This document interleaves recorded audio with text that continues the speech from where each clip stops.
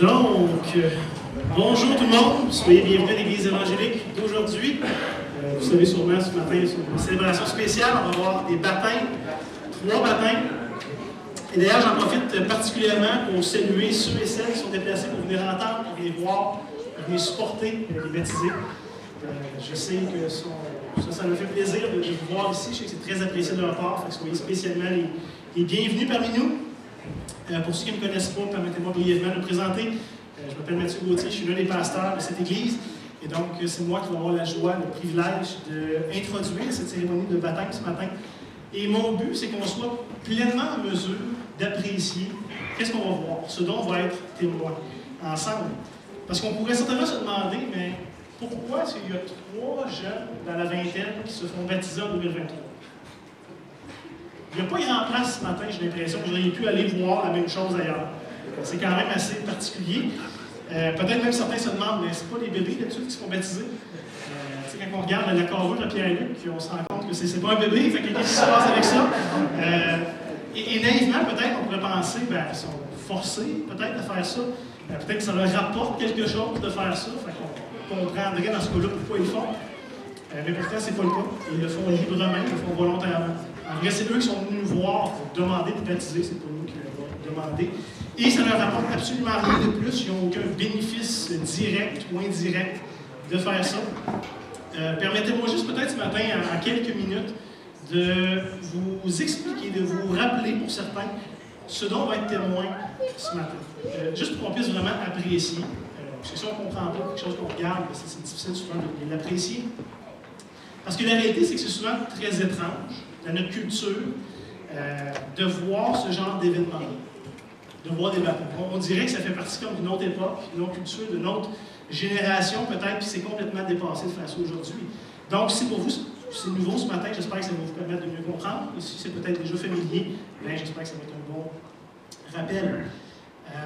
Juste avant de parler de ce que la Bible dit que le baptême est, permettez-moi juste rapidement de vous dire ce que c'est pas. Okay? On va commencer par ça, des fois ça aide. Le baptême n'est pas une initiation pour les nouveaux. Okay? On n'est pas au cégep de l'université, c'est pas des gens qui rentrent dans un nouveau programme et qui se font faire toutes sortes de niaiseries. C'est pas pour ça qu'on les met dans une table en stainless pour les mouiller. Okay? C'est pas une initiation, ça n'a rien à voir. C'est pas quelque chose de mystique, dans le but de développer, de débloquer, d'accéder à quelque chose de meilleur. Il n'y a aucune bénédiction spirituelle particulière. C'est pas de l'eau magique. C'est tout ce qu'il y a de plus commun, de plus banal. C'est pas un rituel religieux fait par tradition, de dire les chrétiens se baptisent du monde. On ne sait pas pourquoi, on ne sait pas vraiment la pertinence de ça, mais on le fait parce qu'il faut le faire. C'est pas un rituel religieux. Et finalement, c'est pas non plus pour devenir chrétien. En vrai, on les baptise parce qu'ils sont déjà chrétiens. S'ils ne l'étaient pas, on les baptiserait pas. Dans les Écritures, dans la Bible, ça nous présente que le baptême, c'est pour ceux et celles qui ont pris le choix libre et volontaire de suivre Jésus, d'être son disciple. Donc ce matin, si je voulais faire un résumé très simple, très concis, je dirais ceci. Le baptême, c'est une démonstration, ou une manifestation, ou un événement extérieur d'une réalité intérieure. Ça représente visiblement, tangiblement, quelque chose qui est déjà arrivé dans la vie de Zoé, dans la vie de Mathieu, dans la vie de Pierre-Luc, mais qu'on ne peut pas nécessairement voir et apprécier avec nos yeux. Eux savent que ça s'est passé, ils l'ont vécu, ils savent, ils connaissent leur vie, mais pour nous qui sommes à l'extérieur, on pourrait facilement passer à côté de cette réalité. Donc finalement, ça rend visible, accessible quelque chose d'invisible et d'intérieur. Une des grandes réalités du baptême, c'est ça. Et comme on va l'entendre de leur part, de leur propre bouche, c'est l'occasion pour eux de déclarer publiquement leur appartenance à Jésus. Leur désir libre et volontaire de le suivre. Et je revenais avec ça plus pour conclure. Mais le baptême est en quelque sorte une image de leur union à Christ. Ça représente quelque part qu'ils sont associés avec Jésus. Maintenant, ils font un avec lui, d'une manière spirituelle. Particulièrement en sa mort et à sa résurrection. Il y a une image qui est très forte qui lie le baptême à cet événement. Même si je sais qu'objectivement, ça s'est passé il y a plus de 2000 ans, mais quelque part, ils bénéficient de l'efficacité de cet événement-là, du passé, dans leur vie présente. C'est ce qu'ils vont venir nous expliquer ce matin. Mais ceci étant dit, on pourrait quand même se poser la question, mais pourquoi est-ce que quelqu'un voudrait faire ça? Pourquoi est-ce que quelqu'un voudrait suivre Jésus, bénéficier d'une œuvre qui date de 2 millénaires. Ça peut être étrange quand même. Et je suis vraiment content que vous posiez la question. En vrai, la Bible nous dit que personne ne cherche Dieu naturellement. C'est un des grands constats que les Écritures font. Personne ne cherche Dieu naturellement. Ou en tout cas, pas le vrai Dieu tel qu'il se présente. On peut se faire toutes sortes de dieux, d'idées, de philosophie, de spiritualité. Et habituellement, c'est drôle, ce Dieu-là, cette philosophie-là est toujours d'accord avec nous. Toujours de notre bord, toujours en train de fortifier ce qu'on aime, ce vers quoi on tend. Mais le vrai Dieu tel qu'il est, rarement est-ce qu'il est d'accord avec tout ce qu'on fait, tout ce qu'on pense. Il y a quelque chose qui vient des fois nous froisser un petit peu. Au contraire, même, on ne se soucie même pas tant de ce que lui pense, de ce que lui dit. On va choisir de faire nos vies, selon nos désirs, selon nos opinions. Même si à la base, Dieu nous a créés pour être en relation avec nous, en communion. Le Créateur fait des créatures et on choisit de dire merci beaucoup, on apprécie, mais je vais suivre mon propre chemin. Je vais faire selon ce que je pense être juste. Et donc, naturellement, le témoignage évident des Écritures va être de dire qu'on est tous hostiles face à ce Dieu, tous séparés, tous rebelles, tous insensibles par rapport aux choses du vrai Dieu et envers ses attentes et tout ça. Et c'est ce que la Bible appelle, et je sais que c'est un mot qui n'est pas très populaire aujourd'hui, mais c'est quand même la réalité, c'est ce que la Bible appelle le péché. Et donc, par nous-mêmes, c'est impossible de plaire à Dieu. Parce qu'on choisit de prendre le chemin qui nous semble juste, qui nous semble bon, qui nous semble approprié, plutôt que d'écouter ou de considérer ce que le Créateur va nous dire. Et c'est là que c'est un peu difficile pour nous peut-être de l'accepter. Parce que même si, supposons que quelqu'un d'entre nous choisirait maintenant de dire « Mais moi, je veux être en relation avec Dieu. OK, je me suis peut-être égaré, je fais 2-3 niaiseries, mais je me rends compte que c'est peut-être pas la bonne affaire, je veux être en communion avec lui. » C'est un chemin qui nous est maintenant fermé, qui nous est impossible. Parce qu'on a tous péché, on a tous offensé le Créateur en faisant ce qui est mal, et souvent même en ignorant ce qui est bien. Des fois, on pense que le péché, c'est juste de faire le mal, de tuer, de violer. Non, c'est souvent même de ne pas faire les bonnes choses qu'on était appelés à faire, d'ignorer la voie de Dieu. Et donc, par ce fait, par cet état dans lequel nous sommes, ça nous est maintenant impossible de changer ça par nous-mêmes, de retourner vers ce Dieu. Et donc, la seule option qui est devant nous, tous, est d'être condamnés, d'être séparés de ce Dieu pour l'éternité. Et dans un sens, ça fait notre affaire, parce qu'on n'est pas vraiment intéressé par lui, de toute façon, mais qu'on ne peut pas être en relation avec ce Dieu saint, parfait et juste. Parce qu'on n'est pas saint, parfait et juste. Il y a ce schisme qui se fait entre lui. Et je sais que c'est assez déprimant quand on y pense, on n'a pas vraiment de choix, on fait juste subir cette avenue qui est devant nous, sans avoir vraiment de choix à prendre. Mais comme je dis en même temps, c'est assez cohérent. Pour des gens qui ne voulaient déjà pas choisir Dieu, qui n'étaient déjà pas intéressés par Dieu, il me semble que c'est logique. Mais c'est là ce matin que, dans leur témoignage, dans ce que les Écritures nous présentent, c'est là que Jésus vient faire toutes les différences. Jésus qui est présenté comme étant cette deuxième personne de la Trinité. Donc Dieu le Fils, qui vient s'incarner comme une de ses créatures. Et juste là, il y a quelque chose à méditer longtemps. Le Créateur qui s'incarne comme une créature. Pas qu'il vient se déguiser, se costumer comme un homme. Il vient prendre sur lui la nature humaine. Et donc, pleinement Dieu, faisant partie de la Trinité, Jésus peut nous rencontrer dans notre réalité, sur terre, ici. Il a interagi avec du vrai monde, comme vous voyez. Et il peut donc nous pointer vers ce Dieu qu'on ignore, qu'on néglige. Et parce que c'est notre histoire, c'est notre réalité. Mais étant aussi pleinement homme, comme j'ai dit, il ne s'est pas juste déguisé, il a pris sur lui la nature humaine. Il peut nous représenter devant ce Dieu qu'on néglige, qu'on ignore. Et c'est exactement ce qui se passe à la croix. Hein, souvent, on s'arrête au fait que Jésus a été rejeté, puis qu'il a été battu, puis qu'il a été humilié, puis tout ça, et c'est vrai. Mais ce qui rend la croix aussi exceptionnelle, c'est qu'à ce moment-là, il prend sur lui la colère, les conséquences, la malédiction de Dieu, par rapport à ce que nous, on a fait, par rapport à ce que nous, on devait subir, par rapport à notre propre péché. Et littéralement, sur cette croix, il a abandonné des hommes. C'est assez évident qu'il y a un rejet total de sa part, mais aussi abandonné de Dieu, du Père. Seul, à porter sur lui la conséquence de nos fautes. Et il y a quelque chose là-dedans ici qui est paradoxal. Parce qu'alors qu'il est abandonné des hommes, abandonné de Dieu, c'est exactement ce qui permet à l'humanité d'être réconciliée avec Dieu. Il est ce substitut. La Bible l'appelle le médiateur entre Dieu et les hommes. Et parce qu'il est pleinement Dieu à toute son infinitude, Christ est en mesure d'absorber sur lui toute cette conséquence infinie, ce châtiment éternel qu'on méritait. Nous autres, ça aurait été assez long de faire face à ça. Lui pouvait absorber sur lui des millions d'éternités. Et il est en mesure maintenant, par son obéissance parfaite, étant donné qu'il a vécu une vraie vie comme vous et moi, de nous offrir sa justice, son obéissance. J'aime rappeler ici à l'Église cette idée du grand échange de la croix. Non seulement il prend sur lui ce qui nous disqualifie aux yeux de Dieu, mais plus que ça, il donne, il offre sa propre justice. Il offre ce qui nous qualifie parfaitement maintenant aux yeux de Dieu. Donc, si nous était alors impossible, nous est gracieusement offert dans la personne et dans l'œuvre de Jésus. Et rappelez-vous, ce n'est pas parce qu'on le méritait. C'est même pas parce qu'on l'a demandé. Nos rêves les plus fous, ça aurait été impensable que Dieu vienne s'humilier, prendre notre chair, porter sur lui les conséquences de nos fautes. C'était inimaginable. Mais c'était le plan de Dieu, le désir de Dieu parce qu'il nous aime. Parce qu'il désire que ces créatures soient en relation avec lui. Il ne désire pas qu'elles soient perdues éternellement. Ce n'est pas pour ça qu'il nous a créés, malgré que c'est le choix qu'on a pris. Et donc, maintenant, on est devant un choix réel. Ce qui, avant, était une seule option, une seule voie qui était disponible, qu'on le veuille ou pas, qu'on aime ou pas. Maintenant, on a un vrai choix qui est devant nous. Aujourd'hui, Jésus appelle tous et chacun à recevoir les bénéfices de son amour. Et la beauté, c'est que l'invitation est offerte à tous et à toutes qui veulent rétablir cette communion avec Dieu. Même si, naturellement, nous, on ne le recherche pas, nous, on ne s'intéresse pas à lui, nous, on ne le considère pas. Lui, dans son amour, nous poursuit. Il y a quelque chose de beau, de rassurant dans ça. Donc, encore aujourd'hui, en 2023, Dieu invite tous les êtres humains à reconnaître le retour, à réaliser où est-ce qu'on en est. Il nous invite à se repenser, à se détourner de cette folie, de vivre pour nous-mêmes, selon nos propres principes de justice, et finalement de croire, de faire confiance, de placer notre foi dans la personne et dans l'œuvre de Jésus. D'en arriver à lui obéir, de réaliser ce que j'ai fait était mauvais.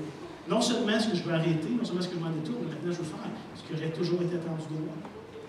J'aimerais vous lire simplement deux textes à l'Évangile selon Jean. Un au tout début, Jean chapitre 1, les versets 9 à 13, qui nous dit ceci. Écoutez bien les parallèles, puisque Jésus va y revenir plus tard.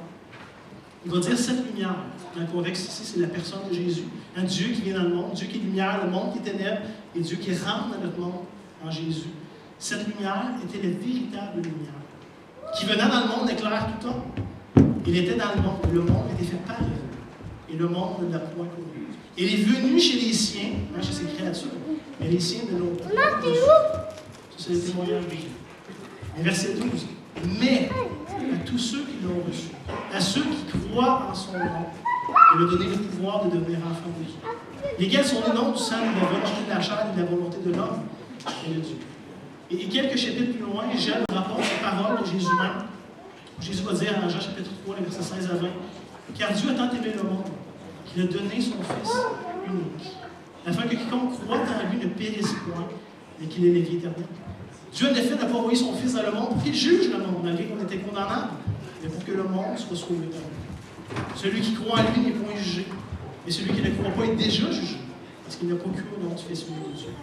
Et ce jugement, c'est que la lumière, c'est ce concept qu'on a vu au chapitre 1, la lumière, Christ étant venu dans le monde, les hommes ont préféré les ténèbres à la lumière, parce que leurs œuvres étaient mauvaises. Car quiconque fait le mal haït la lumière ne vient point de lumière, de peur que ses œuvres ne soient dévoilées. Donc, insensé, indifférent à ce que Dieu pense des choses, on va rester à notre manière de vivre, indépendamment de si c'est bien ou pas. Comme je vous dis, c'est la triste réalité, c'est le triste témoignage des Écritures pour nous, mais de cette possibilité, cette solution. Et vous savez, quand on lit les évangiles, on voit des milliers de personnes suivre Jésus. Souvent, on voit des grandes foules qui étaient impressionnées par ses enseignements, par ses miracles, par toutes sortes de choses qu'il faisait, qu'il disait. Et les gens venaient à lui et s'intéressaient à lui, pour toutes sortes de raisons. Mais de ces foules, de ces milliers qui l'ont suivi, peu ont réellement bénéficié de ce qu'il a fait. Parce que c'est contre nature pour nous, si on est bien honnête, parce qu'on s'oppose naturellement à Dieu. Il y a cette idée de scandale dans l'Évangile. Et ce n'est pas parce que les gens étaient intéressés à entendre ce que Jésus avait à dire qu'ils en bénéficiaient pour eux. Et Jésus, souvent, quand il voyait des foules, il rappelait une vérité bien importante. Que les gens ne pouvaient pas trop entendre, mais qui était nécessaire quand même. Il disait ceci, et j'ai pris en Luc chapitre 9, le verset 23-24, j'aurais pu prendre plusieurs autres textes des évangiles. Parce que la réalité, c'est que, vous savez, des fois, on sait des contrats, on lit rarement les petits caractères en bas, mais il y a toujours un attrape des petits caractères. C'est toujours là que tu regrettes après, j'aurais dû lire, j'aurais dû prendre le temps. Jésus fait une offre claire, sans petits caractères. Il va dire ouvertement les petits caractères, il n'y a pas de surprise pour personne. Et en Luc, il va dire à cette foule qui le suit, il dit à tous, si quelqu'un veut venir après moi, qu'il renonce à lui-même, qu'il se charge chaque jour de sa croix et qu'il me suive. Pas super, il y a pas beaucoup de gens du marketing de l'époque qui auraient endossé ce genre de campagne publicitaire, parce que c'est un appel radical à mourir, à notre manière naturelle de vivre. De faire ce qu'on croit être juste et bon, indépendamment de ce que Dieu en pense. Maintenant, c'est un appel radical à changer, d'abandonner des vies pour nous-mêmes et de retourner à ce qu'on avait toujours. Jésus continue au verset 24. Car celui qui voudra sauver sa vie la perdra, mais celui qui la perdra à cause de moi la sauvera. Comme j'ai dit, pas très populaire à l'époque, pas tant plus aujourd'hui, j'ai l'impression. Mais c'est pourtant la seule manière par laquelle on peut être rendu juste aux yeux de Dieu. Ce qui nous a disqualifié de lui, c'est notre incrédulité, notre indifférence d'entendre ce qu'il va dire. Et maintenant, la manière par laquelle on va être réconcilié avec lui, ça va être de faire confiance, c'est ce qu'il nous dit des choses, de croire, de placer notre foi, d'être restauré. De croire ce qu'il nous dit des choses et d'agir de manière cohérente. Et c'est exactement ça, ce matin, que Zoé, que Mathieu, que Pierre-Luc ont vécu. Il y a un moment dans leur vie, ils vont dire mieux que moi, mais où ils ont reconnu leurs besoins et qui ont accepté la réalité telle que Dieu la voit, telle que Dieu la propose. Ils ont été mis en lumière. Et plutôt que de justifier, de fermer les yeux, de faire comme si de rien n'était, ils ont accepté qu'ils étaient ténèbres. Qu'il y avait quelque part une prise de conscience, une réalisation que par eux-mêmes, ça ne marchait pas. Ils ont reconnu cette capacité de plaire à Dieu et que ça se réglerait pas juste en travaillant plus fort, en devenant de meilleures personnes. L'offense a été faite. Même si tu tues quelqu'un, tu as beau essayer d'être le citoyen modèle par excellence, tu as quand même tué quelqu'un, tu restes un criminel. Donc, ils ont réalisé qu'il y avait besoin d'aide. Ça ne passerait pas par eux. Et finalement, ils ont accepté, ils ont reconnu la solution proposée par Dieu, par son Fils Jésus. Ils ne pouvaient rien faire d'autre que de placer leur foi en lui, pour recevoir le pardon de leurs péchés, recevoir sa justice parfaite mise à leur compte. Et donc, maintenant, ils ont été pardonnés, gratuitement, simplement, de cette manière-là, adoptés comme fils et filles de Dieu. C'est ce qu'on a lu à Jean chapitre 1, tantôt, verset 12. À tous ceux qui l'ont reçu, à ceux qui croient en son nom, il a donné le pouvoir de devenir enfants de Dieu, d'être réconciliés avec le Créateur. Et le plus merveilleux, c'est que ce n'est pas réservé à ceux qui sont dignes. Mais si vous avez bien écouté ce que j'ai dit, c'est que c'est justement réservé à ceux qui sont indignes, ceux qui sont disqualifiés, ceux qui sont incapables. C'est ça la beauté de l'invitation, c'est ça la bonne nouvelle. Et comme j'aime souvent le rappeler, Jésus nous invite dans une œuvre accomplie. Une œuvre qui n'a jamais dépendu de nous dans le passé, qui ne dépend pas seulement de nous dans le présent, et qui ne dépendra jamais de nos compétences, de notre capacité de faire les choses, même dans l'avenir. Donc, ici on comprend que leur baptême, ce matin, Zoé, Mathieu et Pierre-Luc, n'est pas le commencement de leur chemin. Comme j'ai dit, ils sont déjà croyants, déjà expérimenté cette œuvre de la part de Dieu. Mais le baptême n'est pas non plus la fin de leur chemin. Ce n'est pas la fin ou le but en soi. C'est une étape qui est importante, où ils s'identifient à Jésus, où ils obéissent à Jésus. Mais ça s'appointe vers quelque chose de plus grand. Permettez-moi de conclure ce matin en vous lisant ce texte, Matthieu 28, un texte bien connu, chapitre 18 à 20, où Jésus, après sa résurrection, avant son ascension vers le Père, va dire ceci. Il va dire « Tout pouvoir m'a été donné dans le ciel et sur la terre. » Allez, faites de toutes les nations des disciples. Et il va exprimer c'est quoi un disciple. Essentiellement, c'est deux choses. On pourrait rajouter des points, mais essentiellement, c'est deux choses. D'être baptisé au nom du Père, du Fils et du Saint-Esprit. C'est ce qu'on va voir ce matin. Et d'apprendre à obéir à tout ce que Christ a prescrit. Donc, ce n'est pas la fin. C'est pas le début, mais c'est une étape vers un cheminement dans ce qu'on suit. Comme je l'ai dit au début, le baptême est une démonstration publique, extérieure, d'une réalité ou un désir intérieur, d'une réalité intérieure. De la même manière que Jésus est venu s'identifier à nous par son incarnation, de la même manière maintenant, ceux et celles qui lui appartiennent, ses disciples, sont appelés à répondre, à s'identifier à lui, à sa mort et à sa résurrection. C'est ce que représente essentiellement le baptême. Parce que les gens sont couchés dans l'eau. Ils meurent à eux-mêmes. C'est cette idée que Christ a été déposé au tombeau. Et donc on meurt de sa mort. Et on ressuscite la nouveauté de vie. Encore une fois, ça ne se fait pas là au moment où ça va se faire. C'est une réalité, une démonstration visible de quelque chose qui a déjà pris place. En ceux et celles qui ont reçu ce cadeau de la part de Dieu sont maintenant unis à Christ. Et comme je dis littéralement, la vie de Christ est notre vie. Sa justice est maintenant notre justice. Sa mort a été notre mort, mais surtout sa résurrection sera aussi la nôtre. Et c'est ça qu'on va voir ensemble ce matin. Que Dieu a fait toute la différence dans les vies de Zoé, de Mathieu, de Pierre-Luc. Parce qu'il n'est pas juste mort, il est ressuscité. Il est maintenant à la droite de Dieu et il règne. On le voit, qu'on soit capable de l'apprécier avec nos yeux, avec nos sens, c'est pas moins vrai. Zoé, Mathieu et Pierre-Luc ne cherchaient pas Dieu. sont plus que nous. Ils ont été trouvés par nous. Et ça, c'est la bonne nouvelle de la grâce. Et ce matin, ils désirent obéir à Dieu, prendre cette décision publique de s'identifier avec Christ et de le suivre, de l'obéir pour le salut. Donc, écoutez bien, soyez attentifs, parce qu'ils ont compris que je pense quelque chose de très important.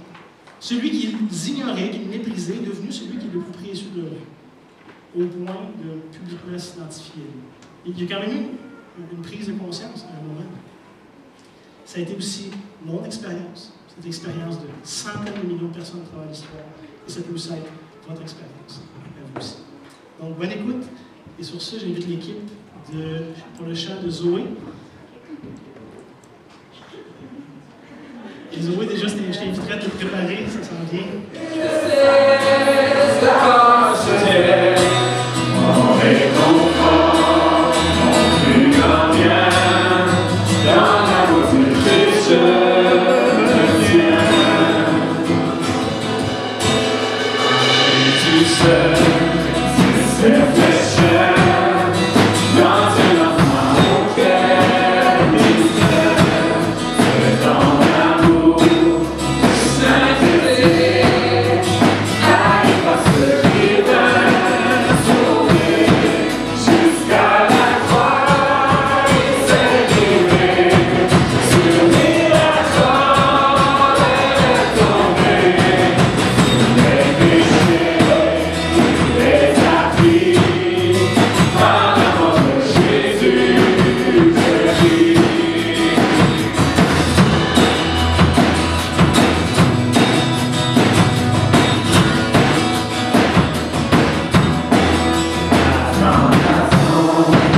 Il reposait, lumière vaincue par les ténèbres, cœur glorieux, il apparaît, entièrement désolé,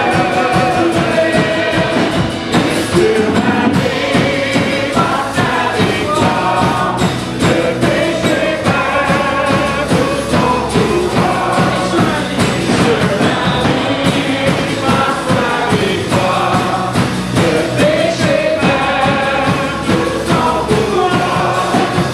Et à moi, je suis à lui, car je n'ai pas le sang du Christ.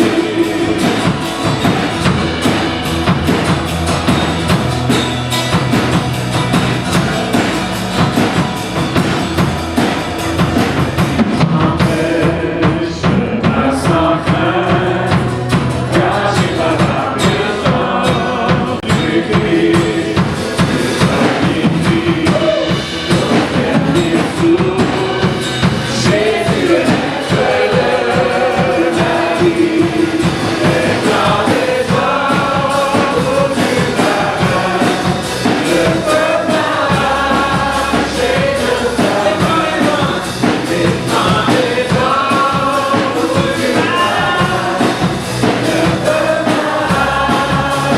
hommes du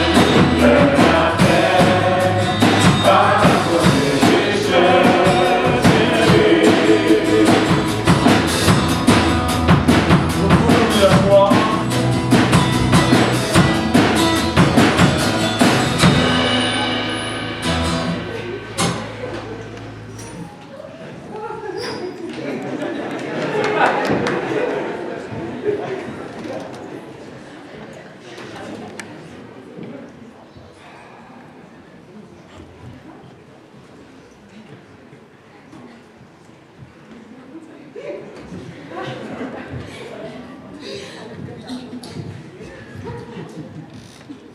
Parce que je suis gênée.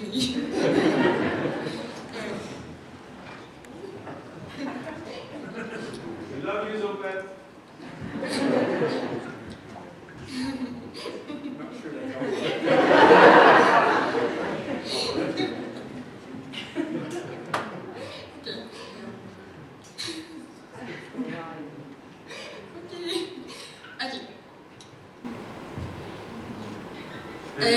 Je me présente, mon nom c'est Zoé Pillou. J'aimerais remercier toute ma famille et mes amis qui sont venus pour mon baptême. C'est une journée très spéciale. Donc, c'est ça mon témoignage. J'ai été élevée dans une famille chrétienne, alors dès un jeune âge, j'ai appris sur Jésus et ce qu'il avait fait pour moi. Je fréquentais l'église avec ma famille et j'allais au groupe jeunesse à tous les vendredis soirs. Pour moi, je pensais que c'était assez pour me considérer comme chrétienne. Mais je n'avais pas réellement saisi l'importance de qui était Jésus et de ce qu'il avait fait pour moi. De ma jeunesse à mon adolescence, ma relation avec Dieu avait évolué, mais encore, je ne comprenais pas la totalité de ce que ça signifiait de suivre Dieu et de tout ce qu'il avait fait dans ma vie. J'ai gardé beaucoup ma relation avec Dieu pour moi-même, puisque j'avais peur du jugement des gens autour. Ma relation avec Dieu a changé dans mon été entre secondaire 4 et 5. Comme les années avant, j'avais décidé de m'impliquer à la Villa du Carmel. En côtoyant les gens avec lesquels je travaillais et en regardant leur relation avec Dieu, j'ai compris que je pouvais chercher beaucoup plus dans la mienne. Je me rappelle le moment où j'étais dans la salle de bain me préparant pour aller me coucher et j'ai vu mes nouvelles amies en train de prier ensemble. Ça m'a vraiment surpris et m'a fait repenser à ma propre relation avec Dieu. Ce n'était pas quelque chose que j'avais l'habitude de faire. Je ne priais pas n'importe quand dans la journée et certainement pas lorsqu'il y avait des gens autour. Pour moi, être chrétienne, c'était plus comme avoir une routine.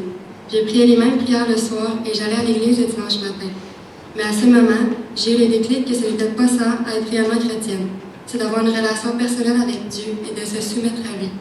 C'est alors à partir de là que j'ai commencé à prier davantage et à lire la Bible afin de travailler sur cette relation. Ensuite, ma première session au cégep a dû être annulée. J'ai donc passé une session à travailler. Lors de ces mois, je ressentais un grand vide et je me sentais comme si j'avais perdu une partie de qui j'étais. Pour moi, mon éducation avait toujours été ma plus grande priorité.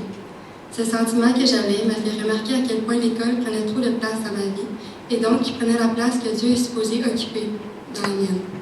De ma vie. Et encore à ce jour, c'est encore quelque chose sur lequel je dois travailler et un grand sujet de mes prières.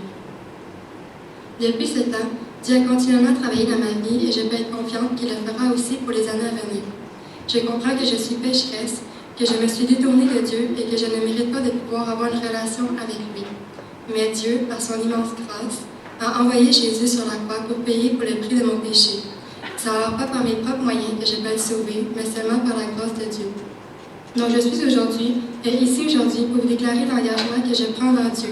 Je veux aussi m'engager envers vous. Je vous demanderai de prier pour moi à travers ma marche avec Dieu, autant que je vais prier pour vous dans la vie.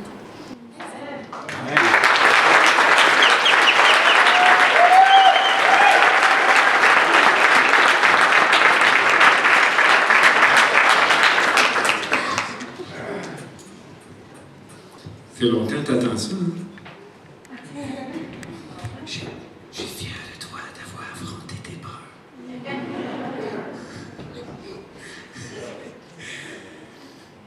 Zoé, on voit par ça le fait que tu deviens-tu de ces étrangers à raconter ton témoignage. C'est une preuve que tu veux mettre Dieu en première place. Et tu veux suivre tout le reste de tes jours, tout entièrement à lui, pas toujours. Oui.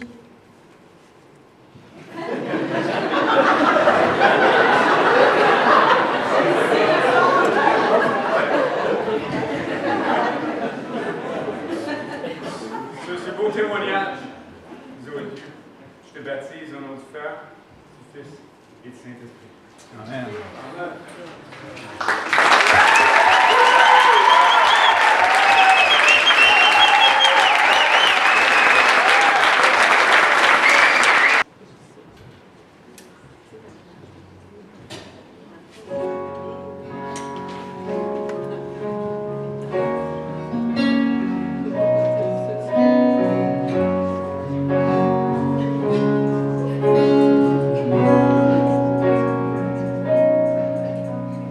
Toi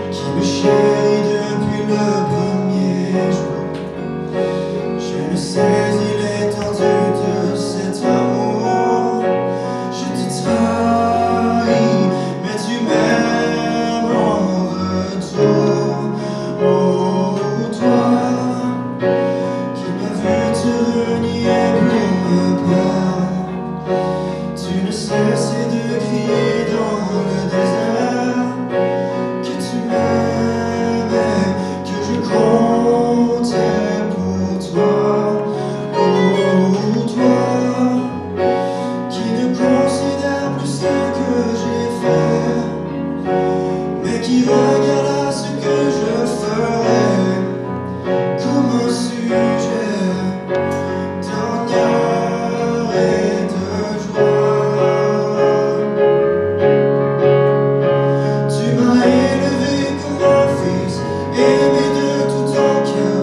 Je t'ai rejeté tant de fois, je t'ai si peu considéré, souvent même accusé, rejetant mes erreurs sur toi. Tu as mis ton nom sur mes lèvres pour que je le célèbre. Je l'ai oublié tant de fois, malgré tout l'amour que j'ai eu, tout ce que j'ai reçu, je n'ai pas eu d'égard pour toi. Dans mon amour injuste, tu m'as sauvé.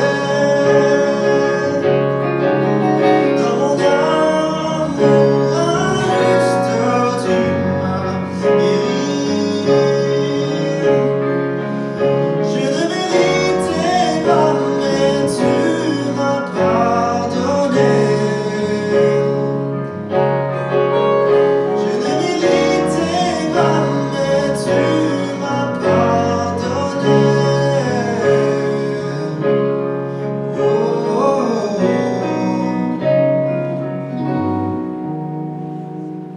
Père, je veux te remettre ma vie entière.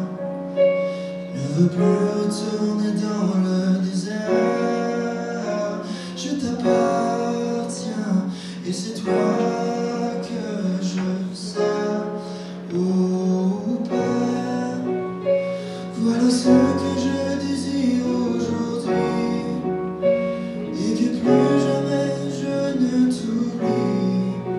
Tu es mon Dieu, tu es toute ma vie, toute ma vie.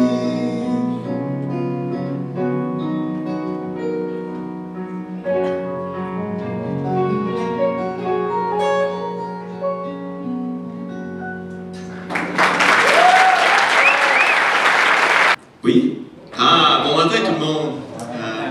C'est vraiment une joie pour moi d'être ici ce matin, de vous voir tous en ce dimanche. Merci chers amis et chers membres de famille d'être ici présents. Je me présente, je m'appelle Mathieu Lavoie, j'ai 23 ans et je suis né à Trois-Rivières. J'ai été élevé en tant que le cadet d'une famille de 4 enfants, le fameux bébé de la famille. J'ai eu la chance de naître dans une famille chrétienne. J'ai pu entendre parler de Jésus depuis aussi loin que je me rappelle. Ce qui veut dire que ma mère me lisait la Bible en bande dessinée, qu'on priait toujours avant les repas et que j'allais à la classe du dimanche. Là-bas, je me suis fait des amis et c'est là que j'ai débuté ma carrière de petit clown de la classe. Mais ça n'empêchait pas que j'en apprenais toujours plus sur Dieu. À l'école, j'ai toujours eu la réputation d'être le seul qui allait à l'église puis le seul qui sacrait pas. Puis je l'assumais très bien. Avec le temps, les mois et les années passèrent, et sans vraiment m'en rendre compte, j'ai commencé à m'éloigner de Dieu. Non parce que je voulais le renier, mais simplement que graduellement, je ne lui donnais plus autant d'importance dans ma vie. J'ai donc commencé à vivre pour mes propres désirs et intérêts. Je sortais avec des filles, je regardais de la pornographie et je m'entraînais 6 à 7 fois par semaine. Je faisais de la musculation mon idole. Ça paraît plus. Je croyais me sentir bien dans ce pattern-là, parce que je me disais que vu que je touchais ni à l'alcool ni à la drogue, c'était sain. Mais à quelque part, j'avais toujours au fond de moi une culpabilité puis un sentiment de honte. Et même si j'essayais de me convaincre que c'était pas si grave, qu'il y en avait qui faisaient bien pire, ce sentiment me guettait sans cesse. À un point où, un jour, j'ai décidé d'en parler avec mon grand frère Sébastien, qui lui, depuis quelque temps, au moment, avait recommencé à aller à l'église. Je me souviens de lui avoir fait part de ce sentiment de culpabilité et que j'en avais assez de me sentir coupable pour les décisions que je prenais sur plusieurs aspects de ma vie. Car selon moi, je ne faisais rien de mal. Donc je lui ai posé la question. C'est là qu'il m'a répondu, tu sais, ben Matt, peut-être que quelque part, ce que tu fais, c'est mal. Puis évidemment, c'était pas la réponse à laquelle j'espérais. C'est pas ce que je voulais entendre. Puis on a eu une conversation par la suite, Puis il était bien placé pour me conseiller, parce que justement, lui avait recommencé à vivre pour Dieu. La conversation que nous avons eue m'a fait prendre un regard en arrière. Car avec ce sentiment de culpabilité, une question suivait naturellement. Celle de où, moi, Mathieu Lavoie, je vais aller quand je vais mourir. C'est une question que j'avais souvent en tête lorsque je sortais en auto. Pas parce que je faisais le fou, puis encore moins parce que je faisais de la vitesse. Vous avez compris que ma mère est assez juste là.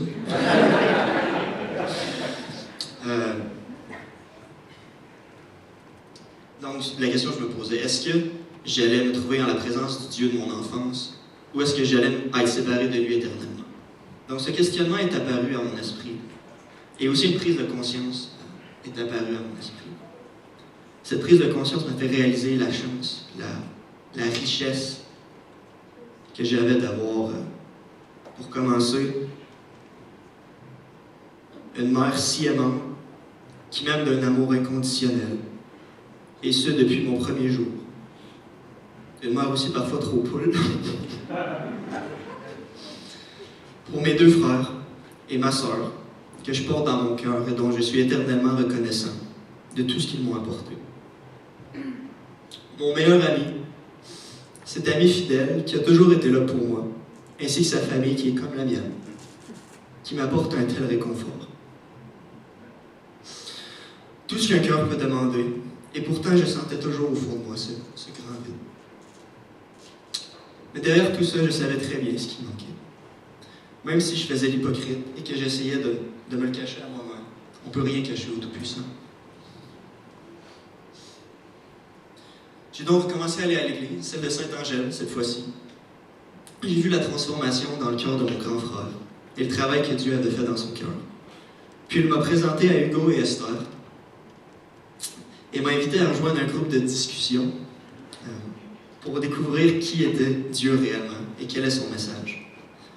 Et nous avons commencé à se voir tous les semaines, de façon régulière. Le jour du baptême de Sébastien, mon frère, tout juste avant son témoignage, Jonathan Clermont avait dit une phrase qui m'a chaviré. Il a dit quelque chose que j'avais besoin d'entendre pour aller de l'avant. Il avait dit « Il n'y a aucun bon moment pour venir à Dieu. Il n'y aura jamais un moment ou une circonstance qui va faire en sorte qu'on va être assez digne de s'approcher de Dieu. » Et pourtant, c'est ce qu'il nous appelle à faire. Le lendemain, comme d'habitude avec mon frère Hugo et Esther, nous sommes rassemblés pour une de nos soirées. Et ce soir-là, Hugo m'a demandé si j'étais prêt à donner ma vie à Jésus, à lui remettre la couronne qui lui revient pour qu'il règne sur ma vie. Et en ce jour, que j'ai accepté Jésus-Christ comme mon sauveur. Je suis présent ici, devant vous, car j'ai à cœur de devenir un meilleur disciple. Je veux m'engager à vous, qui êtes ma famille spirituelle, devant Dieu, à être un frère sur qui on peut compter. J'ai commencé à servir à l'école du dimanche, en tant qu'aide-moniteur. Mais aussi, si j'ai la chance de venir en aide à l'un d'entre vous, j'y serai également. Devant vous tous ce matin, je m'engage à être un serviteur de l'Éternel. Merci de m'avoir écouté.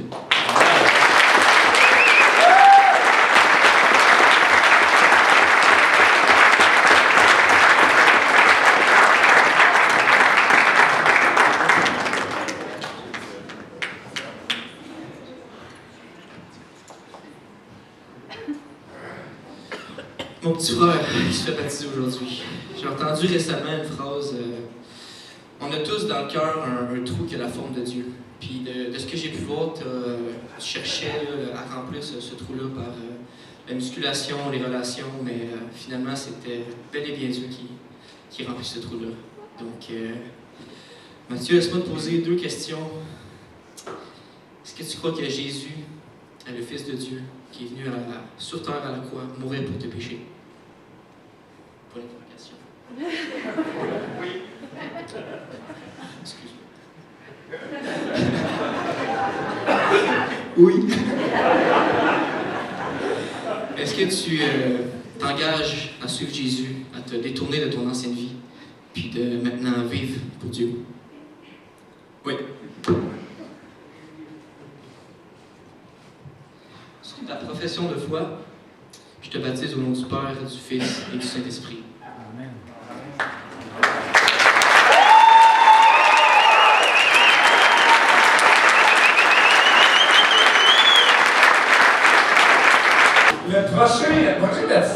c'est drôle parce que j'ai vu un gars rentrer, c'est sûr que je le connais, mais il y a 20 ans.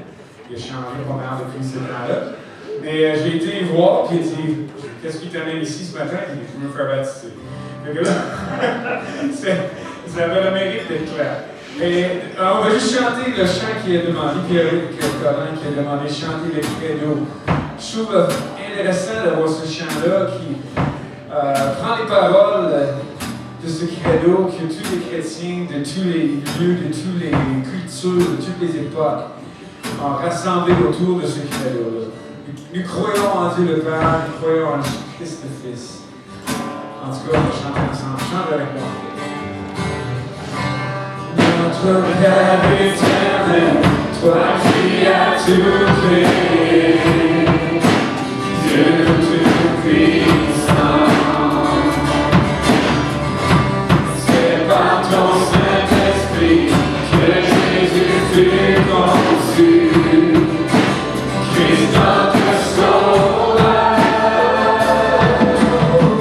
je crois en Dieu notre Père, et je crois en son Fils, oui je crois en ton Saint-Esprit, ô Trinité divine, oui je crois en la résurrection, que nous vivrons à jamais, car oui je crois dans le nom de Jésus.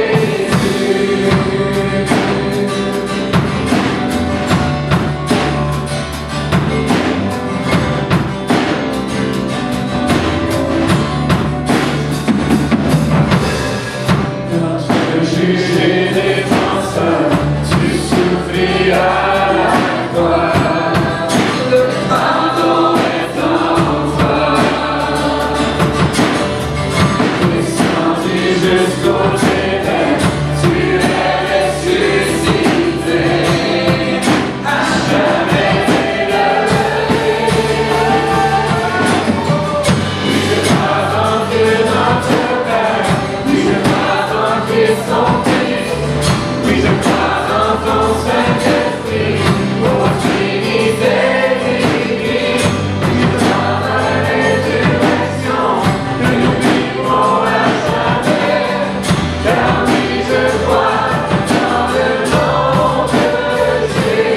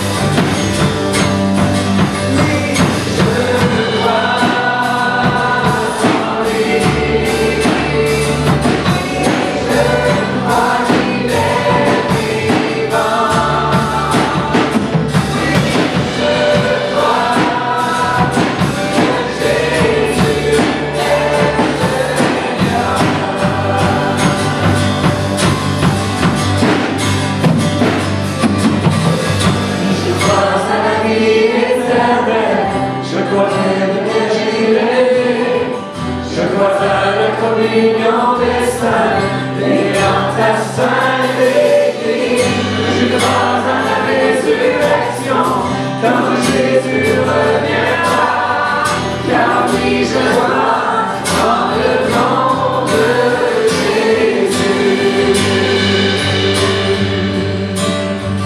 Vous pouvez vous asseoir. Merci pour le chant. Merci beaucoup. Merci à ma famille d'être là, puis à mes amis, sérieusement. Ça me fait du bien de vous voir là. Je suis là aujourd'hui, très humblement.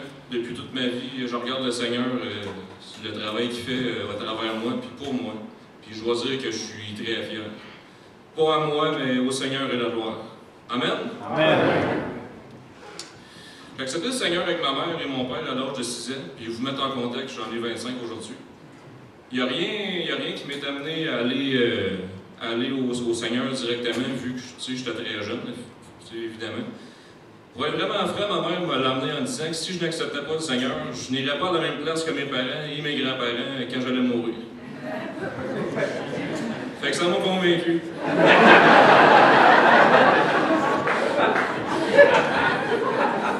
Ça, je voulais l'éclaircir un peu, c'est le même que je l'ai compris dans ma petite tête de 6 ans. C'est évidemment pas ça l'affaire pour laquelle je me suis engagé. Dieu n'offre pas de marché dans un régime de peur, évidemment, mais qu'on lui soit obéissant et qu'on l'aime, tout ça dans la foi. J'ai fait ma prière de repentance avec ma mère le 4 mai 2004 et maintenant je n'ai plus peur. On peut lire en Éphésiens 1,4. En lui, Dieu nous a élus avant la fondation du monde pour que nous soyons saints et irrépréhensibles devant lui. Ça me faisait du bien de lire ce passage-là la première fois parce que j'ai compris que Dieu a aimé le monde, oui, mais il m'a vu et il croyait bon que je lui appartienne pour être de son royaume. Il n'y a pas besoin de moi ni aucun humain, aucun chrétien ici dans la salle et dans le monde, dans sa perfection, donc je le considère un vrai privilège. Puis c'est ça. Mais tu me dis, un chrétien à 6 ans, qu'est-ce que ça fait? Je te comprends. À 6 ans, je savais jouer à Gran Turismo sur PlayStation 2, puis je mangeais du ballonné et des croquettes de poulet. Puis je venais d'apprendre à écrire mon nom. Fait que j'ai aussi appris à écrire le nom de 2 disciples. C'est là que j'ai commencé.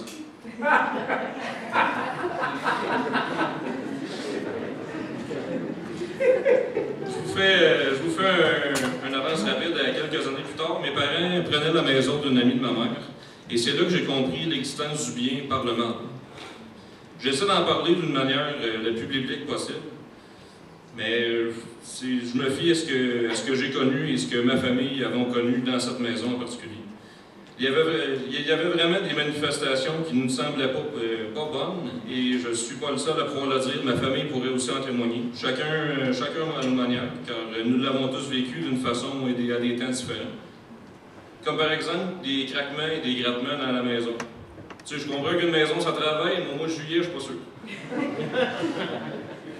Il y a eu une genre de présence à la maison jusqu'à un halo blanc que j'ai vu passer au travers de la porte patio un soir et disparaître. J'ai associé ça au mal, ultimement, si je savais que Dieu ne ferait rien pour faire peur à ses enfants. Mais j'ai compris à ce moment-là que si le mal existait, il y avait aussi le bien. C'est le message que je veux que vous compreniez avec ça.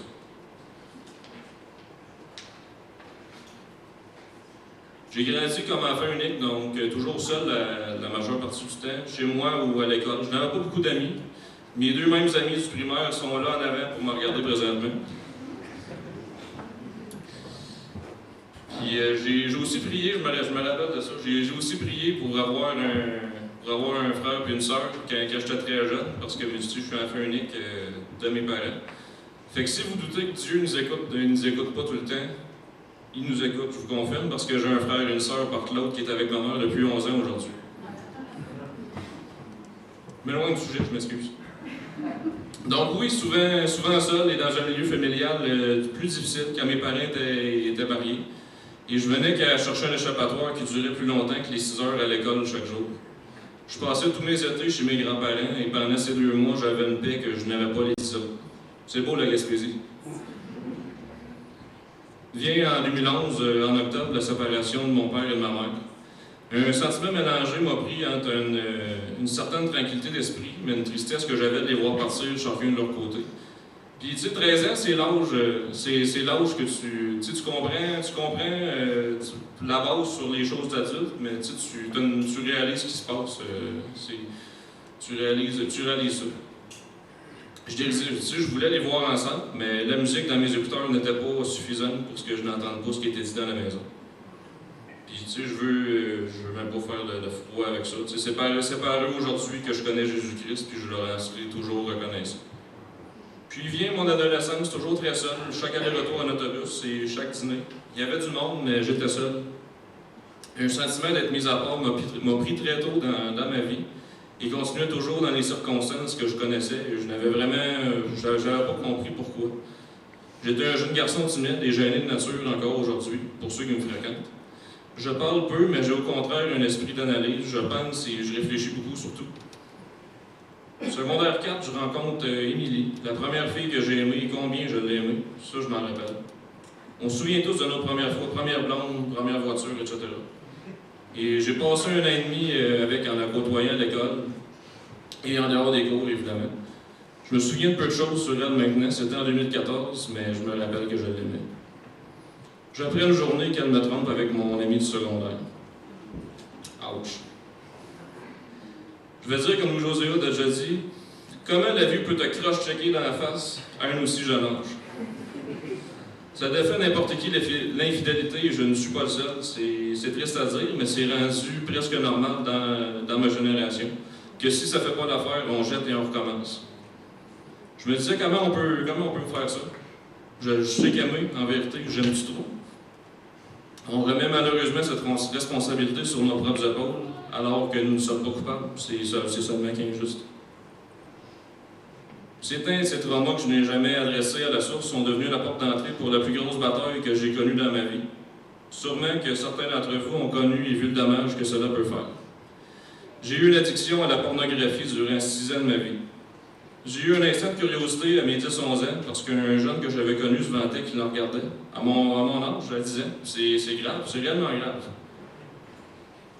Puis, comme curiosité, j'avais été voir un site pornographique, puis ma mère m'avait pogné.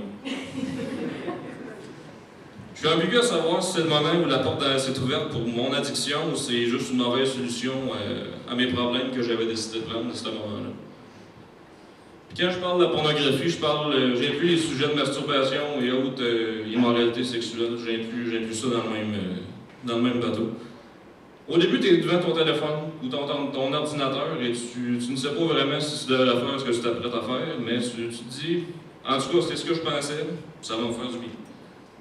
Fait que tu le fais. Puis tu as un high de dopamine qui te prend. Puis c'est ça qui te fait accrocher, je veux pas.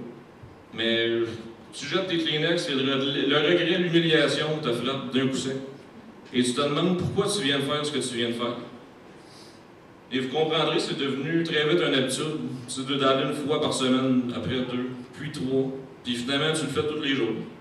Puis je me suis rendu au point où ça ne faisait rien. C'était purement une habitude et même plus du plaisir. Puis je n'éprouvais aucune culpabilité pour ça non plus, même en ayant une certaine conscience pour Dieu. Avec du recul, j'étais dans une position très dangereuse spirituellement, parce que si la conviction du Saint-Esprit ne me touchait plus, j'étais vulnérable puis j'aurais pu dériver très loin.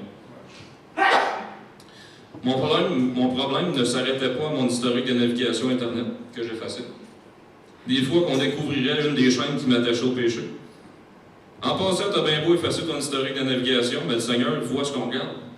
Il les convoitise de nos cœurs aussi. Il n'y a rien qui peut nous cacher ce qu'on fait ou ce qu'on pense. Mais Dieu est omniprésent, c'est ce que je voulais dire.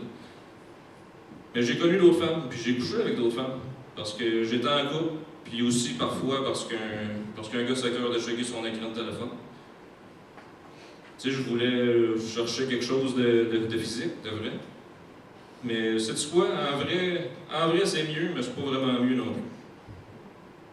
Même impression que devant un écran. Un gros high, tu sais, wow, c'est bon, c'est passionné, etc. Mais tu regrettes encore. Ça dure pas. Tu as du sexe avec quelqu'un, puis une fois, puis tu ne le refais plus après. Quand c'est bon, t'aimes que ça fasse longtemps d'habitude. Puis là, j'en vois pas un qui me dise que le sexe, c'est pas bon. C'est bon, mais ce qu'on ne m'a jamais enseigné, parce que c'était tabou, justement, c'est que le sexe avant le mariage, c'était dommageable pour la personne qui commet le péché. Pas juste un règlement en poche que Dieu a mis dans sa parole. La Bible n'est pas un livre de règlements qui dit que si tu les respectes pas, tu vas en enfer. Comme Père, notre Père, nous a mis des restrictions, pas pour faire chier, si je m'excuse le terme, mais pour nous garder safe, pour nous garder en santé et en paix, parce qu'il sait ce qui est bon et mauvais pour nous. Comme enfant, on s'est tous déjà fait dire par nos parents, traverse pas la rue parce qu'il y a des autos puis tu veux te faire frapper. Nos parents, comme Dieu, étaient responsables. Ils nous disaient et ils nous expliquaient pourquoi il ne fallait pas traverser la rue. Tu as le droit de traverser la rue. Mais tu peux te faire frapper, puis le corps humain ne résiste pas à l'impact et l'inertie d'une voiture en mouvement vers ta direction. Mais c'est quand nous recevons des instructions sans motif ou explication que nous nous rebellons. C'est notre nature. Fait que j'ai continué à traverser la rue. L'autoroute de 16 voies du bac, si je peux dire. Tout ça arrive et m'amène quelques années plus tard. Ma vie a pris un point tournant en 2017 quand je menais ma vie, puis j'essayais de la faire comme bon me semblait, sans le Seigneur au centre. Puis j'explique. J'étais au cégep en génie mécanique, puis j'avais pas des bonnes notes. Je prends des cours d'été pour rattraper mes échecs, puis j'ai échoué encore. Termine une relation amoureuse par manque de temps. Quitte mon emploi dans le domaine pour lequel j'étudiais. Fait que toutes les sphères de ma vie commencent à débrûler les marches une à une, puis en septembre de cette année-là, j'abandonne mes études. Et quelques jours après, je me fracture le poignet droit. Ce qui me met en arrêt de travail 2 mois, parce que je travaillais chez Métro sur ce temps-là. Je n'en ai jamais vraiment pris conscience jusqu'à aujourd'hui, mais mon poignet droit à casser a réellement été une fenêtre de temps pour faire une sorte de remise à zéro sur ma vie et sur mon addiction aussi. Oh, elle est encore là, elle. Je suis droitier, fait que je te laisse faire le lien. Puis ça, je réalise, c'est que Dieu m'a châtié à ce moment-là dans ma vie. Parce que j'ai fait le lien tout de suite avec mon addiction, puis je me suis dit, si ça n'était pas arrivé, ça n'aurait pas permis ce qui s'en venait dans ma vie, justement. Mais je trouve ça écœurant, c'est d'un sens positif. Je trouve ça écœurant comment le Seigneur travaille et intercède pour nous dans nos vies parfois. Puis je veux y rendre un grand alléluia pour ça. Fait que là, je vous parle de 2017 à aujourd'hui. Je prends l'initiative de débuter un DEP automobile, en mécanique automobile durant l'hiver 2018, à Drummondville, tout en gardant mon emploi chez Métro. Fait un an, il fait une demande de transfert à Trois-Rivières pour me rapprocher et obtient la chance d'aller en alternance travailler dessus, avec stage payé. J'ai vu à partir d'ici mon rêve de petit gars de courser avec une auto sur un vrai circuit que je m'apprêtais à réaliser. Si je dis ça, c'est parce qu'il y a un lien entre ce que Dieu allait faire dans ma vie et le rêve que j'avais. Durant cet hiver-là, mon père cherche à changer d'appartement et tombe sur un appartement à Trois-Rivières avec garage. Il connaissait mon projet, puis j'ai évidemment dit oui à sa proposition. Je me retrouve donc avec un emplacement et les fonds pour débuter et accomplir mon rêve. Tout ça par la grâce de Dieu.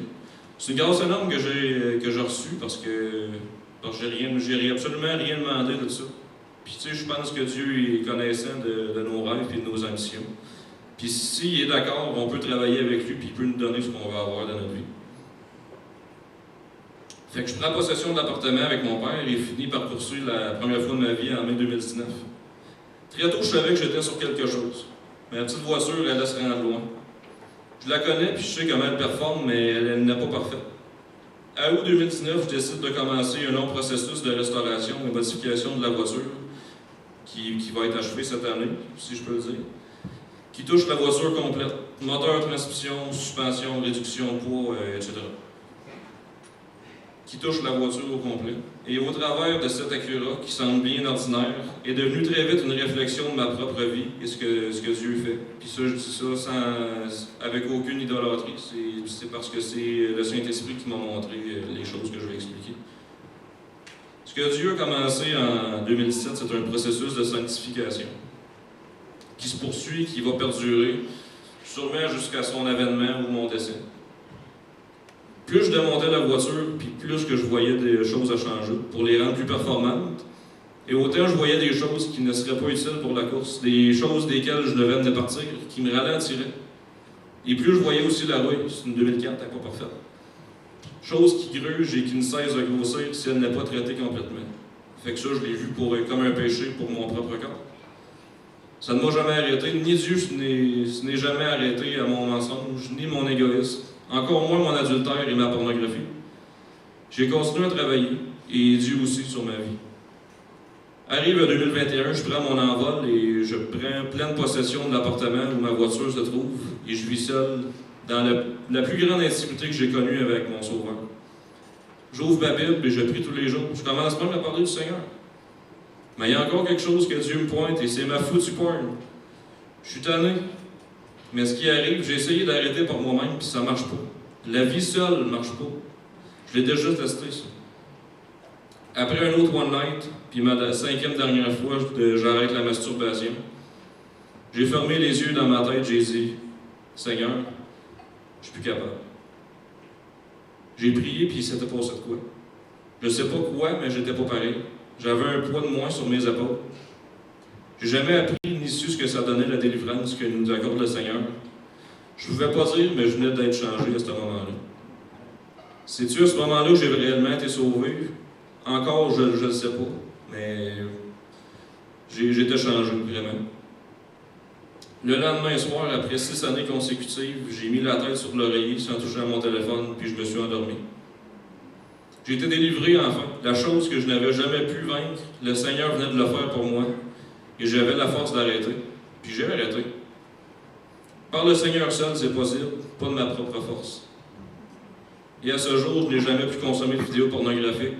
Et maintenant, en parlant d'aujourd'hui, j'ai cessé toute immoralité sexuelle pour ma vie.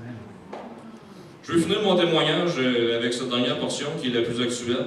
Puis je crois qu'il peut donner une bonne leçon à l'obéissance sur Dieu, car c'est définitivement ce que j'ai retenu. Il arrive à l'occasion dans notre parcours spirituel un événement ou une situation qui nous prend hors de notre zone de confort, qui semble être agréable, mais qui nous donne l'impression de reculer 3-4 ans en arrière. C'est-tu juste à moi ou c'est arrivé à vous aussi? La dernière et plus récente relation amoureuse qui s'est terminée en janvier a débuté quand je me suis rapproché d'une femme à mon travail. Très belle femme, avec qui je travaille, mais pour qui je n'ai jamais eu de réel intérêt avant début 2022. Très rapidement, on commence à s'écrire et prendre du temps ensemble. En dehors du boulot, et une chose mène à l'autre, et je finis dans sa chambre de coucher le soir de ma fête, le 14 janvier 2022. Moi, j'ai pas compris encore. Tête de cochon. Ce genre de contexte-là, si t'es pas préparé, si l'armure de Dieu, tu la portes pas parce que tu t'es déshabillé trop vite, tu pars avec 3 prises, si je te le dis, tu ne vas pas juste dormir. Et à ce moment, j'avais vaincu mon addiction, oui, mais je la rappelle, se débarrasser d'un péché et prendre position pour éviter qu'on retombe dans la même situation sont 2 choses différentes. Je ne m'étais pas mis en garde sur l'éventualité que je pouvais me faire avoir dans le détour. L'immoralité sexuelle est le seul péché, non seulement qui est commis dans le corps, non à l'extérieur, mais aussi le seul où nous avons l'instruction de courir! Pas résister, pas combattre, courir! À cette heure, je le sais. Je sais où est ma limite. Mets un cadenas sur la porte de la chambre, des 2 par 4, une fissée que la vis à 3 pouces s'il faut. Fais-moi pas rentrer là s'il y a une femme couchée à côté de moi, oublie ça. J'ai une faiblesse à ce niveau-là, je le sais. Fait qu'arrive ce qui arrive, je viens pour me fermer les yeux et j'allais m'endormir. J'entends dans la maison d'une voix audible « Non, ne fais pas ça, le péché va t'emmener plus loin que tu penses. » D'une voix forte que j'ai entendue avec mes oreilles. Non pas comme dans mon esprit, quand Dieu nous parle avec le Saint-Esprit, justement. Je sais pas si c'était Dieu lui-même ou un ange, mais je savais qu'on était juste elle et moi. J'ai entendu, mais je n'ai pas écouté. 1 an passe, une seule instance du péché m'amène 1 an plus tard. J'avais ôté mon armure divine au pied du lit, mais j'y avais aussi laissé la paix du Saint-Esprit. J'ai eu une très belle relation amoureuse, remplie de beaux moments avec elle, une complicité que je n'ai jamais connue avant. Mais ce que j'avais vaincu avec Dieu, je le reprenais à bras grands ouverts. J'ai même défendu que c'était correct pendant un certain temps, vu que c'était une relation saine. Dieu n'était pas au centre de cette relation. Pourquoi est-ce que je stressais tant à plaire à Dieu? Un message que l'évangéliste Billy Graham a donné, parmi tant d'autres, disait que lorsqu'on se détourne de Dieu, même momentanément, le diable va toujours avoir un bateau pour nous emmener sur des eaux calmes d'abord, puis rencontrer des difficultés en cours de route et ne pas comprendre pourquoi, pour finalement se rendre compte que nous sommes à l'écart et que nous devons nous repentir. C'était moi. Je m'étais fait prendre. J'avais une maison restée, la femme que j'aimais, une vie sans problème. Mais je n'avais pas le Seigneur. Partir a été extrêmement difficile parce que j'ai pensé que c'était la bonne personne pour moi. Je l'ai vraiment cru. Est-ce que Dieu m'aurait associé avec une personne qui a refusé Dieu pour sa propre vie? La question se pose. Est-ce qu'il m'a placé avec elle pour lui faire connaître la vraie et seule parole de vie? Fort possible. Et m'a-t-il permis cette situation pour tester mon caractère et mon obéissance définitivement? Tu peux obéir à Dieu et pleurer en le faisant. L'obéissance n'est pas toujours agréable, mais l'obéissance est meilleure que le sacrifice. Le Seigneur m'a demandé de lui obéir, de cesser la relation. Et pourquoi? C'était de l'amour sincère et véritable. Je péchais contre mon propre corps. Peu importe les opinions qu'on peut avoir et recevoir, notre opinion n'est pas un verset biblique. Peu importe les opinions qu'on peut avoir et recevoir. J'ai marché avec Dieu assez longtemps pour savoir qu'il avait meilleur pour moi, et je dois dire qu'il me le montre aujourd'hui. J'ai dû choisir entre mon amour et l'amour avec un grand A. Et le 21 janvier de cette année, il y a 2 mois, j'ai mis fin pas juste à une relation, mais à mon péché le plus grave et le plus récurrent. J'allais à la croix et je clouais mon immoralité. Jamais, et j'ose employer le mot jamais. Jamais je ne connaîtrai autre nudité ni autre femme sans que j'ai été fait un avec elle, par les liens du mariage. Encore moins, je ne veux convoiter autre femme pour ne pas corrompre ma chair et sa chair. Quelque chose que je veux ajouter, puis c'est sans regret, j'ai le parcours que j'ai. Mais avoir su, j'aurais aimé me conserver pour ma future femme. Comme la parole dit, le fer reste aiguisé et coupant par le fer. Si j'ai été en relation avec des personnes qui n'étaient pas la femme que Dieu a prévue pour moi, en relation inégale, je suis peut-être trop exigeant avec moi-même, mais je me suis dit, quelle valeur que j'ai perdue en ne me conservant pas. Je suis encore du bon sel. Mon réconfort est avec le Seigneur, car il a connu ma vie du début à la fin. Donc, ceci étant dit, ce matin, je viens devant vous pour déclarer le travail que Dieu a fait dans ma vie. Je n'ai pas été parfait et je ne le suis pas encore. Mais je déclare publiquement mon désir de suivre Jésus-Christ pour ma vie, car il est mon Sauveur et mon Seigneur. Pour chaque chose que j'ai donnée, Dieu me l'a rendue au centuple. Pour son nom, toute chose peut être faite, et de gloire lui soit rendue, car je suis son enfant, et il a un jour, au commencement du monde, Dieu a voulu un Pierre-Luc Collin dans son royaume. Je vais finir avec un verset dans Jean 15, au verset 16, qui dit « Ce n'est pas vous qui m'avez choisi, mais moi. Je vous ai choisi, et je vous ai établi, afin que vous alliez et que vous portiez du fruit, et que votre fruit demeure, afin que vous demandiez, afin que ce que vous demanderez au Père en mon nom, il vous le donne. » Puis aujourd'hui, je décide que je vais marcher sous son drapeau. Je vais porter ma croix et j'irai jusqu'au bout pour lui. Car il a fait ce que personne n'a fait. Il remplit mon âme comme rien au monde. En lui, je veux aller. Je suis un homme imparfait et loin d'être le plus connaissant de la parole ou ce que c'est de suivre le Seigneur. Mais ce que je n'ai jamais oublié, c'est que c'est une question de relation et non de religion. Et que je resterai à jamais un enfant dans mon cœur. Je suis un fils héritier rendu irréprochable devant lui par la croix. Amen.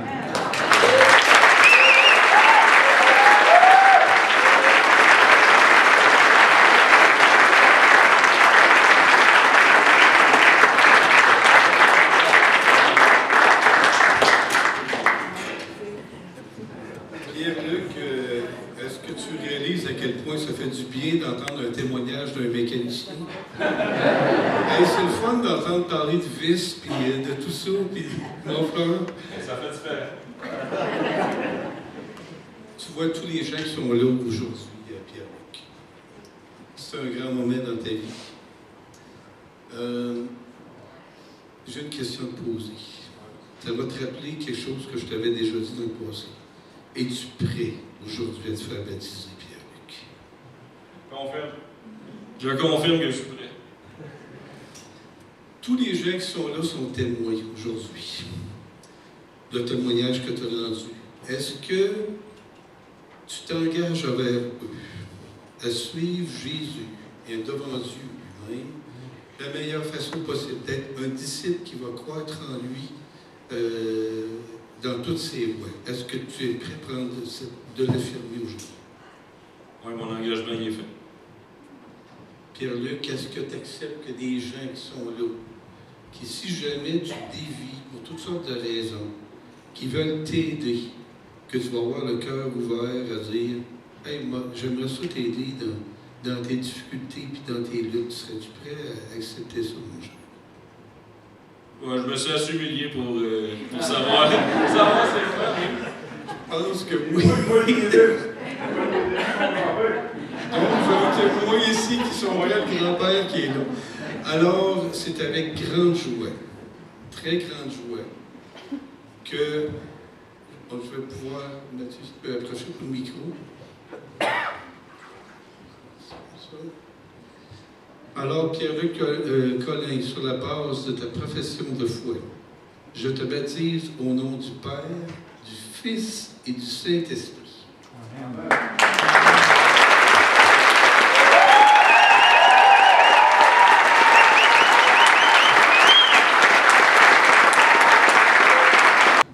Alors, quel beau moment que nous allons vivre ensemble. Nous allons prier pour ces nouveaux baptisés. On est tellement...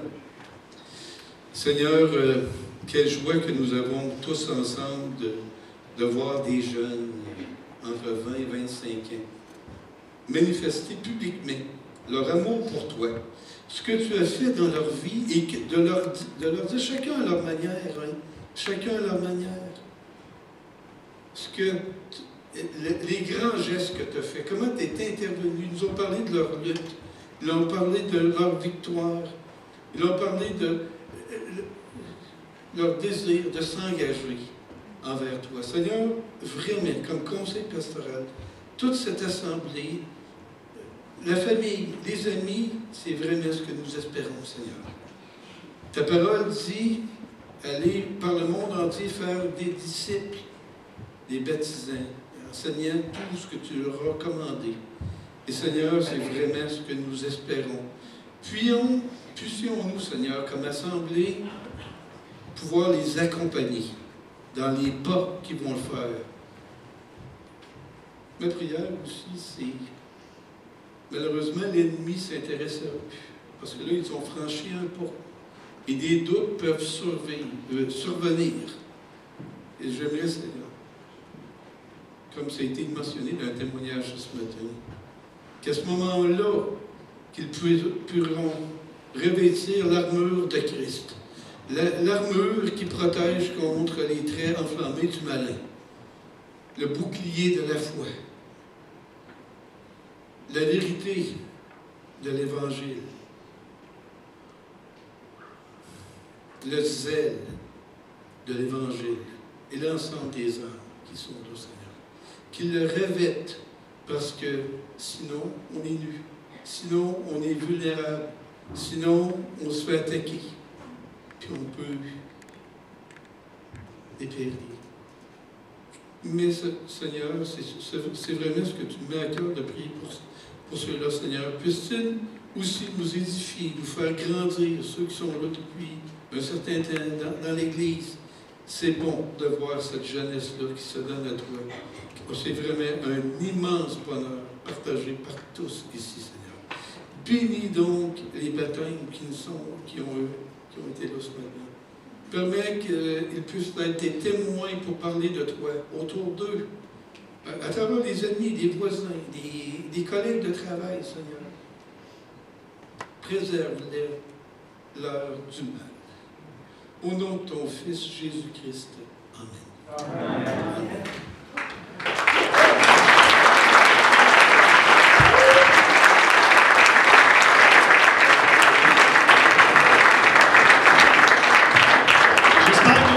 C'était un beau moment. Merci à tous d'avoir été là. En terminant, si vous êtes membre de cette église, vous savez, on ne veut pas juste terminer le culte comme ça, on veut pouvoir vous commissionner. Et je prends les paroles que justement Yvon a citées durant sa prière, Matthieu chapitre 28, les versets 18 à 20, où Jésus lui-même rappelle à ses disciples, les exhorte, les commande. Tout pouvoir m'a été donné dans le ciel et sur la terre. Allez et faites de toutes les nations des disciples, les baptisons du Père, du Fils et du Saint-Esprit. Et Christ va donner cette commission. Cette bénédiction, c'est-à-dire où est-ce qu'il termine avec cette promesse, cette assurance. Et voici, je suis avec vous tous les jours jusqu'à la fin du monde. Donc, on peut saluer cette semaine cette promesse. Encore une fois, merci d'avoir été là et prenez le temps que vous avez besoin pour festoyer, aller encourager nos trois baptisés. Et puis, bonne semaine.